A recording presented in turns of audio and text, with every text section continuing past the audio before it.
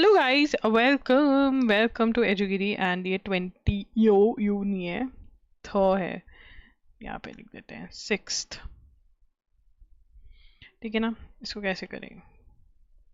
हाँ, 6 अगस्त। ठीक है, 6 अगस्त का एनालिसिस करना स्टार्ट करेंगे। अगर आपको एनालिसिस अच्छा लगे तो जाते जाते कमेंट कर देना और इस वीडियो को लाइक कर देना, सब्सक्राइब कर देना। हमारे सब्सक्राइबर्स बढ़ रहे हैं। I am so grateful to all of you for subscribing to the channel. And चलिए स्टार्ट करते हैं आज का session. First and foremost, Hasina quits flees Bangladesh, lands in India as protest surge. Surge का मतलब क्या होता है? इंक्रीज। सर्ज का मतलब कुछ बढ़ गया। तो प्रोटेस्ट बांग्लादेश की हम बात कर रहे थे। इतनी ज़्यादा प्रोटेस्ट बढ़ गई कि शेख हसीना को फाइनली क्विट करना पड़ा। वो रेजिग्नेशन देकर इंडिया आ गई हैं। Bangladesh Prime Minister Sheikh Hasina, who had been in power for the past 15 years, resigned and fled the country on Monday noon by a helicopter after weeks of deadly unrest in which more than 300 people were killed. The country is now set to have an interim government. Interim government क्या होता है? Temporary government. Temporary government. अब यहाँ पर जो government आएगी वो क्या इंडिया को फेवर करेगी? ये बहुत बड़ा इशू है क्योंकि हमारे बहुत सारे प्रोजेक्ट्स चल रहे हैं बांग्लादेश के साथ। एंड ऑल्सो क्या यहाँ से इमिग्रेशन होगी इलीगल? लोग भागेंगे उस देश को छोड़कर और क्या इंडिया में आएंगे? हम पहले ही रोहिंग्यास का इशू फेस कर रहे हैं, म्यांमार से लोग आ रहे हैं। क्या यहाँ पर क्या होगा? This is a point to worry for India, actually. Later the day, Ms. Hasina landed at the Hindon Air Force Station near Delhi. Ms. Hasina has requested asylum from the US. Her sister Rehana, who holds UK citizenship, is accompanying her. In Dhaka, Army Chief General Waqar-uz-Zaman confirmed her resignation in an address to the nation. He urged protesters to stop the unrest. Now we have to note down certain things from here. सबसे पहले हमें पता होना चाहिए कि शेख हसीना भागकर कहाँ गई? बांग्लादेश।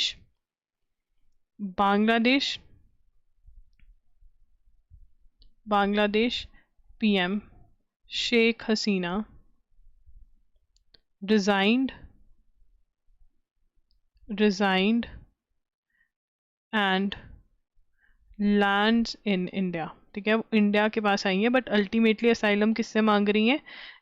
UK से। ठीक है ना।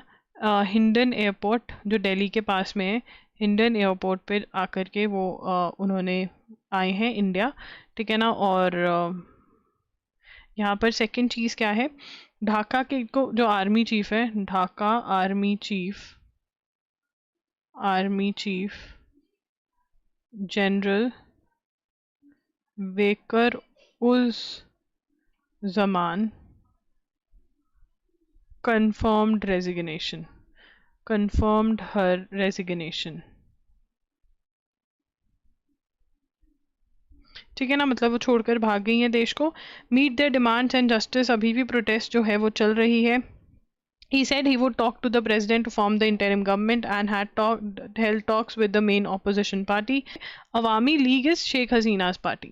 एक minute, Awami League Sheikh Hasina's party.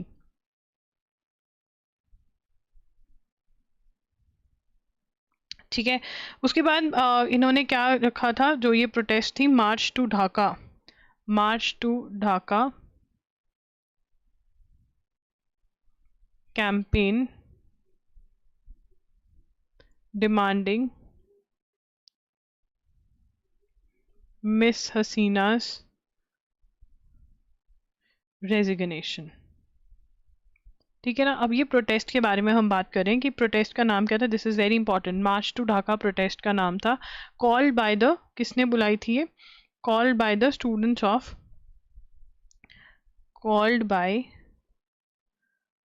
Students against discrimination. देखो यार, यहाँ पर क्वेश्चन क्या आ सकता है? सबसे पहले क्वेश्चन आ सकता है कि क्यों हुई प्रोटेस्ट वहाँ पर।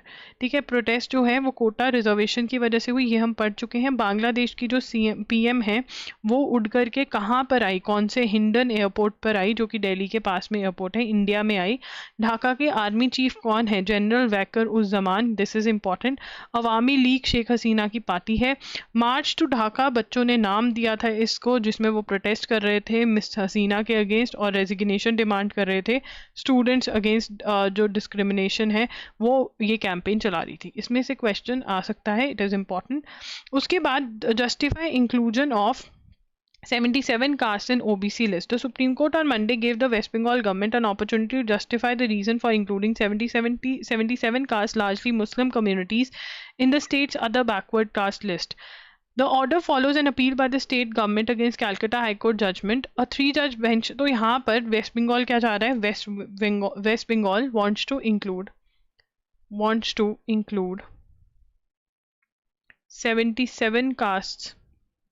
77 castes, largely Muslim communities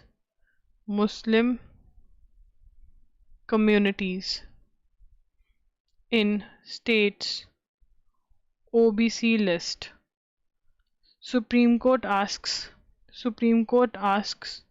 state to justify. Supreme court क्या कह रहा है कि क्यों ऐड करना है, रीज़न बताओ। सुप्रीम कोर्ट क्या कह रहा है, क्यों ऐड करना है, रीज़न बताओ। ठीक है ना, आस्क्स टू जस्टिफाई कि रीज़न बताओ। ठीक है ना, ये कौन कर रहा है? ये वेस्ट बंगाल 77 कास्ट जो लार्जली मुस्लिम है। तीनों चीज़ें आपको याद रखनी है, किसी में से भी क्वेश्चन आ सकता है। कौन पे ऐड करें? ओबीसी लिस्ट में। LG can nominate 10 alderman. Alderman क्या होता है? जो एक्सपर्ट्स हैं किसी एक फील्ड के अंदर। कौन? LG जो दिल्ली के LG हैं, लेफ्टिनेंट गवर्नर है। और LG कौन अपॉइंट करते हैं? President of India. President of India पे कौन हुक्म चलाता है? PM और काउंसिल ऑफ मिनिस्टर्स। तो बेसिकली ये जो अपॉइंटमेंट है LG की इन दिल्ली, वो कौन करते हैं? प्राइम मिनिस्टर, सेंट्रल गवर्नमेंट करती है। और अब ये जो है, ये 10 एल्डरमैन जो है दिल्ली कॉर्पोरेशन में अपॉइंट कर पाएंगे, ये सुप्रीम कोर्ट ने बोला। आइए पढ़ते हैं। This is a very important judgement if you are preparing for exams like that of LLM CLAT, it is important that you read this judgement in detail. The Supreme Court, चलेंगे। The Supreme Court on Monday held that the authority of Lieutenant Governor of Delhi to nominate 10 persons with special knowledge of municipal administration to the Municipal Corporation of Delhi is statutory duty. Statutory duty का मतलब क्या होता है? Actual में statue होता क्या है? देखो, यहाँ जो एक्ट होता है, आप अगर किसी भी वकील के पास जाओगे तो उसके पास एक येलो सा कुछ होता है ना, बहुत सारे होते हैं, वो एक्ट्स होते हैं, वो लॉज होते हैं, जैसे कि हमारी लेजिस्लेचर ने बनाया है, जो हमारी पार्लियामेंट ने बनाया है। लेजिस्लेचर क्या है? हमारी लॉ मेकिंग अथॉरिटी। तो जो लॉ मेकिंग अथॉरिटी ने जैसा वो बनाया है लॉ, ठीक है ना, वो उसके अंदर होता है, उसको स्टैचू बोलते हैं, एक्ट बोलते हैं, जिसके अंदर लॉ होता है। तो स्टैचुटरी एक्ट, स्टैचुटरी ड्यूटी है, मतलब स्टैचू में लिखा हुआ है, जो लॉ है उसमें लिखा हुआ है कि ऐसा होगा, राइट? तो attached to his office and he is not bound by the aid and advice of the council of ministers. अब यहाँ पर उन्होंने कहा, he is not bound by the aid and advice of council of ministers. ठीक है, उसके बाद the case was reserve for judgement fine. उसके बाद the bench held that the power of LG is drawn from section 3 subsection 3B1 of the Delhi Municipal Corporation Act 1957. The act was parliamentary law, was amended in 1993 to vest the power to nominate 10 expert persons. 1993 में इस law को amend किया गया था। The bench referred to a constitution bench judgment which laid down that executive power of Delhi government would conform to a parliamentary law dealing with subjects in the state and concurrent list. तो ultimately जैसा law कहेगा वैसा होगा, ये बोला गया है, तो इसीलिए ये कर रहे हैं। तो यहां पर अब हम लिखेंगे supreme court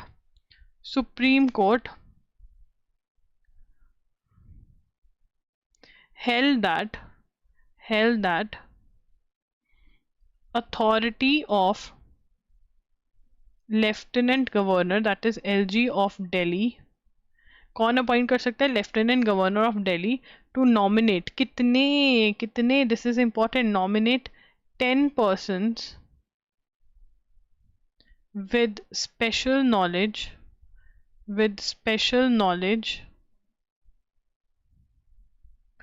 of municipal administration to Municipal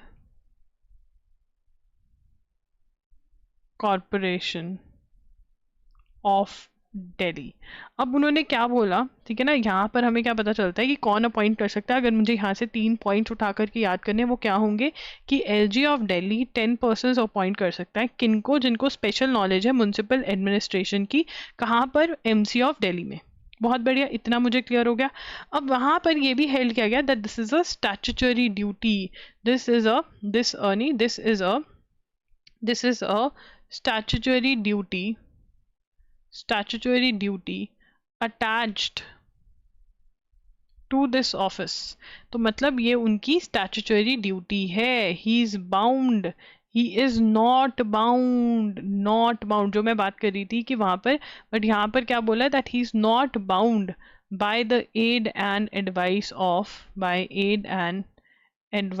of council of ministers. वो aid and advice of council of minister से नहीं बाउंड है, मतलब वो अपनी मर्जी कर सकते हैं. So this is supreme court का जो जजमेंट है.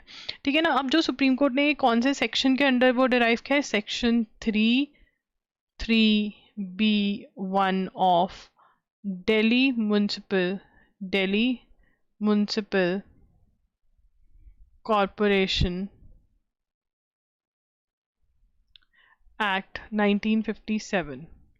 ठीक है. अब यहाँ पर क्या मैम ये सेक्शन हमसे पूछ सकते हैं? बिल्कुल भी नहीं. ठीक है ना. ये जो है एक्ट आपको थोड़ा बहुत याद रखना है. And this power was added through an amendment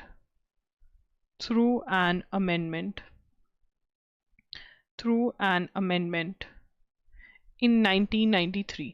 तो 1993 में एक अमेंडमेंट किया गया, एक चेंज किया गया था, उसके थ्रू ये 10 मेंबर एल्डरमैन ऐड करने की वो डाली गई थी. एल्डरमैन क्या है? Experts in their field. ठीक है कि ये एक्सपर्ट्स हैं, इनको डाल लो, इससे वो हो जाता है. ठीक है ना. तो ये जो है, ये बहुत बड़ी जो चीज़ है ये अब आ गई है. ठीक है. अब आगे चलेंगे. मोस्टली फर्स्ट पॉइंट में से क्वेश्चन आने के चांसेस ज़्यादा हैं. Ladki Bahin Yojana is a beneficiary scheme not discriminatory, Bombay High Court says. तो ये क्या है? The Bombay High Court on Monday said the Maharashtra government's Ladki Bahin Yojana is a beneficiary scheme for women and cannot be said to be discriminatory. ठीक है ना. तो यहाँ पर Bombay High Court said Maharashtra government's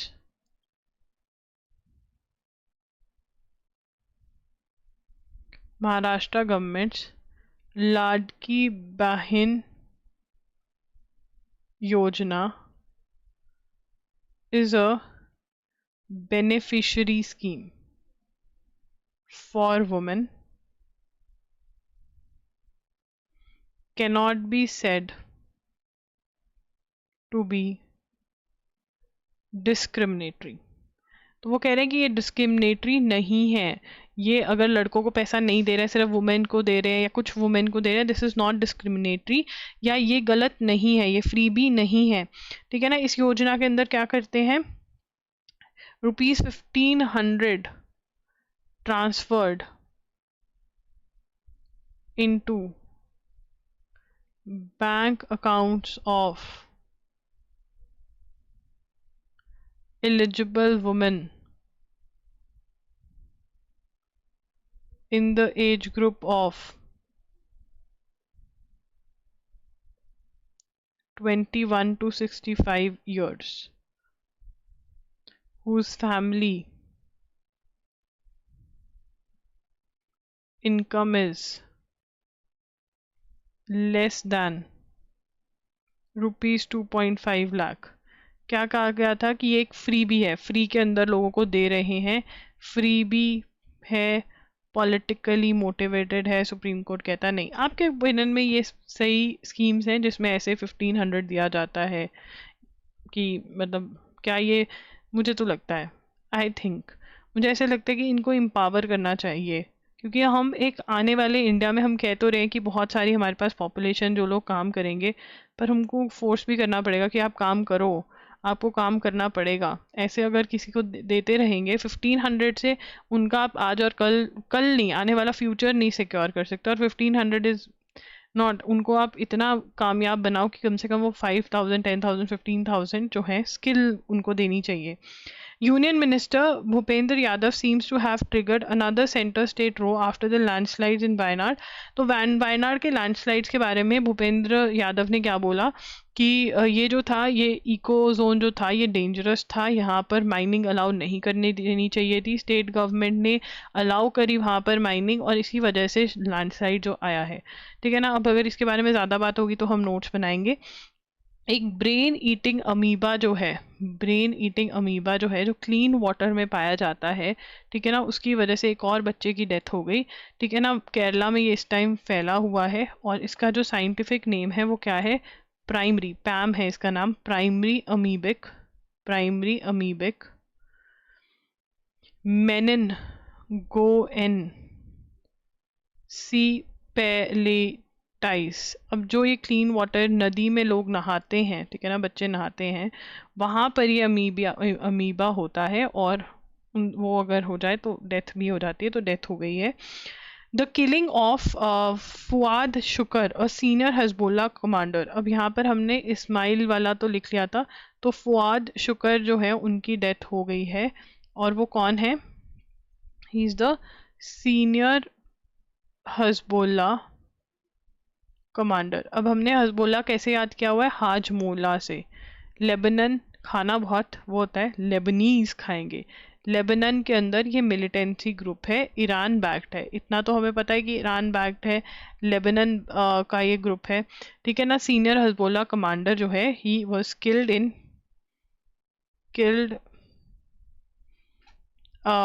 ठीक है, west have taken, Israel has claimed killed in strike on Beirut, ठीक है ना। Israel has claimed, Israel has taken responsibility, तो इसराइल ने बोला कि हाँ हमने मारा है। अब देखो, पहले हमास वाला मार दिया, अब ये वाला मार दिया, तो अब वो कह रहे हैं फुल फ्लेज्ड वॉर होने के बहुत ज़्यादा चांसेस हैं, ठीक है ना। हानिये जो है वो ईरान में मरे, ठीक है, उनको दफनाया कहाँ पर गया, कतर में। ये दोनों चीज़ें बहुत इंपॉर्टेंट है, और ये किसके लीडर थे, हमास के लीडर थे, ये हम ऑलरेडी नोट कर चुके हैं, ठीक है ना। तो वो कह रहे हैं कि बहुत एक फुल फ्लेज वॉर लगने के चांसेस हैं, ये वो। तो देखते हैं क्या होता है, ये तो बोलते रहते हैं, ठीक है। न्यूज़ वाले तो एक बहुत इंपॉर्टेंट खबर, ये हो जाएगा वो हो जाएगा, मैं तो न्यूज़ ही नहीं देखती, मुझे डर ही लग जाता है देखकर, जो जिस हिसाब से सनसनी फैलाते हैं वो।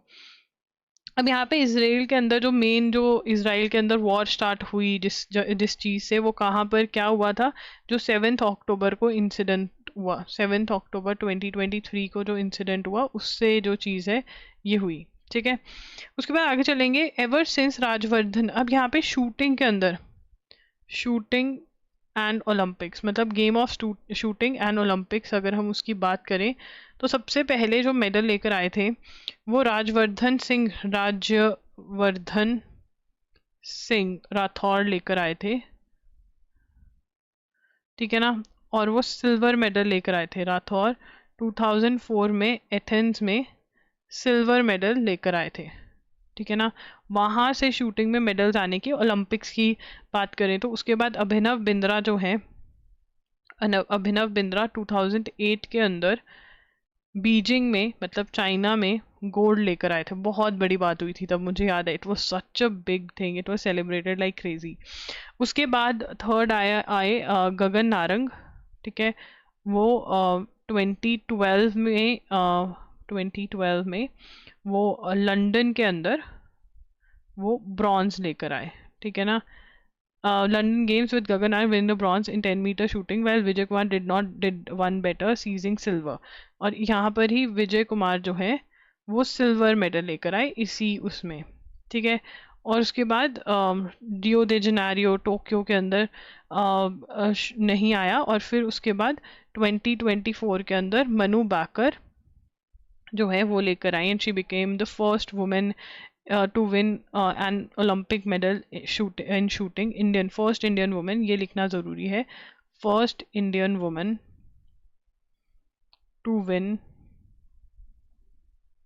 an Olympic medal in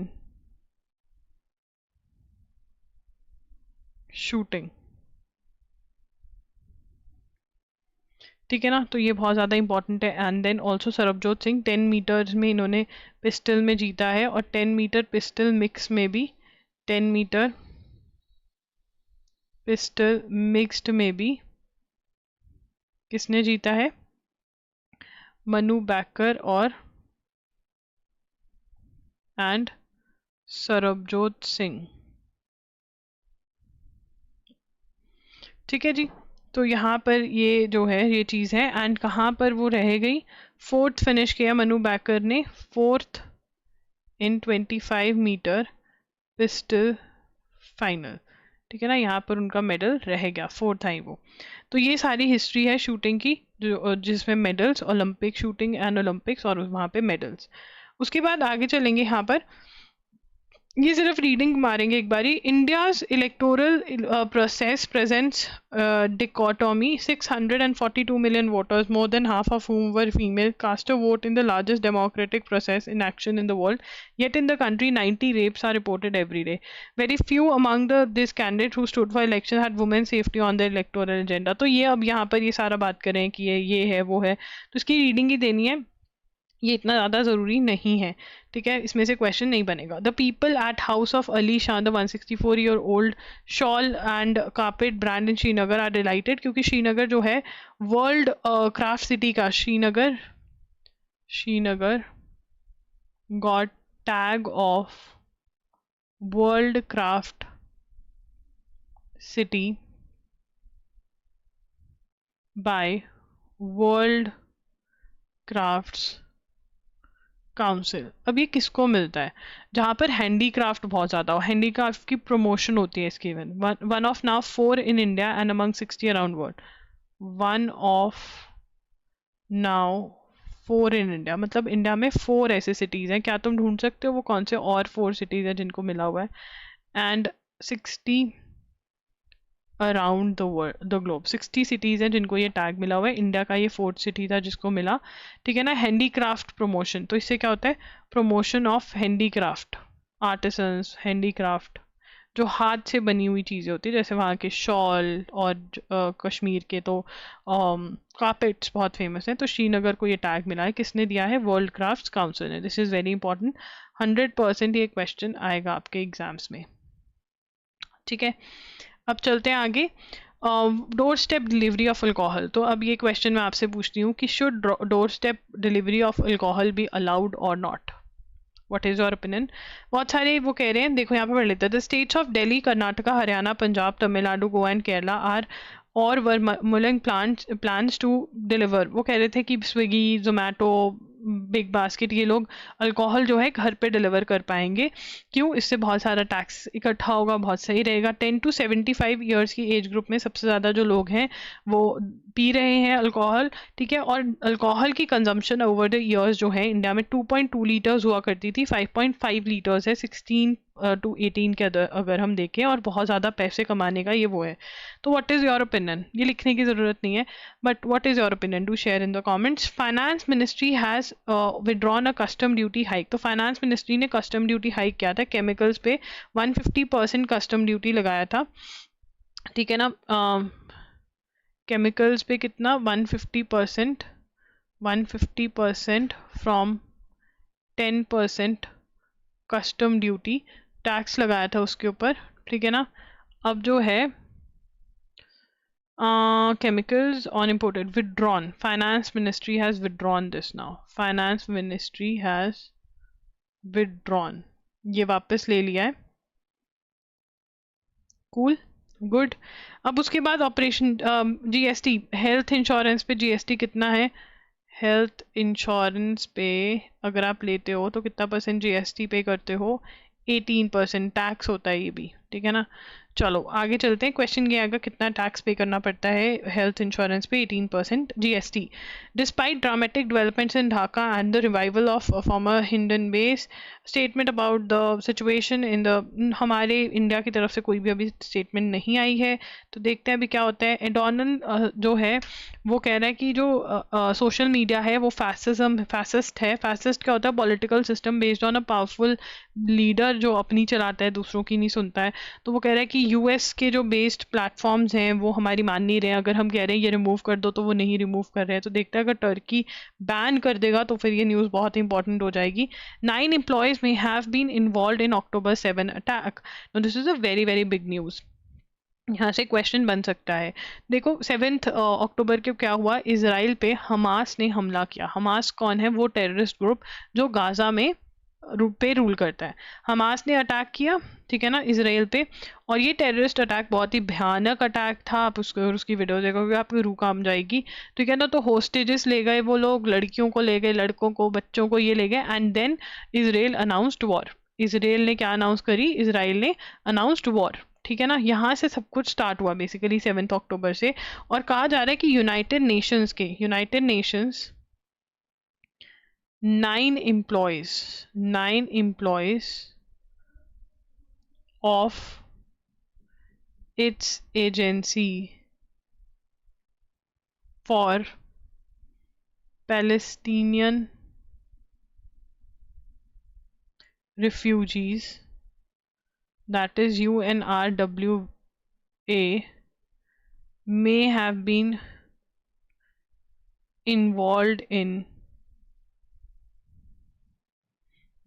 been involved in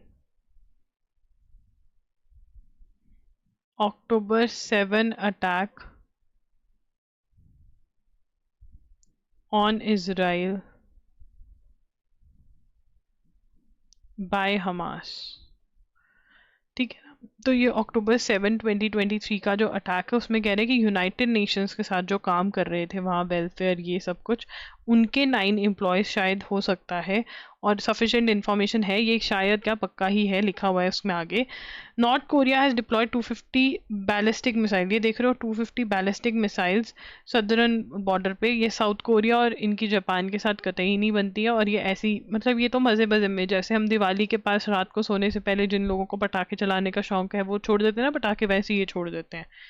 उसके बाद ties with US should be repaired but not at China's expense, मतलब यूएसए के साथ कोई भी अच्छे रिलेशन रखने को तैयार नहीं है। पाकिस्तान भी कहता है कि हम यूएस के साथ अच्छे रिलेशन रखना चाहते हैं, बट हम चाइना के एक्सपेंस पे नहीं, मतलब चाइना तो हमारा पक्के वाला दोस्त है, ठीक है ना। तो यूएस को इंडिया भी लात मार रहा है, पाकिस्तान भी लात मार रहा है, यूएस कहाँ जाएगा? Prime minister Shehbaz Sharif has said that Pakistan wants to repair ties with US but not on the of it not at the cost of its ties with China, as no other country could do what Beijing was doing for his cash-strapped country. Sharif said the work was progressing fast in the second phase of China-Pakistan economic corridor. अब China Pakistan economic corridor क्या है? ये trade से related, construction, infrastructure से related China जो है सारी चीज़ें बना रहा है। पाकिस्तान भी डूबेगा एक दिन, देखना, जैसे श्रीलंका डूबा है। चलो, सर्विंग 3-1। अब यहाँ पर लक्ष्य सेन जो कि बैडमिंटन प्लेयर हैं वो कल फाइनल हार गए, ठीक है ना, ब्रॉन्ज मेडल के लिए था, ठीक है ना। तो यहाँ पर bronze medal lost bronze medal to Malaysia's Lee Zii Jia, ठीक है ना, बैडमिंटन। ये भी इम्पोर्टेंट क्वेश्चन है क्योंकि अब इतने मेडल्स हमारे नहीं आए हैं तो कुछ तो बनाएंगे ही उसमें से, तो क्वेश्चंस आएंगे। logri.in पर आप जा सकते हैं, जुलाई के जो करंट अफेयर्स हैं कंपाइलेशन वो जा चुकी हैं, ठीक है ना। Jan to June पे ऑफर चल रहा है, in case you are interested you can buy, ₹1500 के मिल रहे हैं। वैसे जो मंथली कंपाइलेशन होते हैं जिसमें वीडियो लेक्चर्स डिजी नोट्स मिलते हैं 300 के होते हैं, ठीक है। That's it. MCQs भी बहुत जल्द अपडेट हो जाएंगे। अगर आपको सेशन अच्छा लगा, do comment, like, share and subscribe to the channel. Bye, thanks for watching.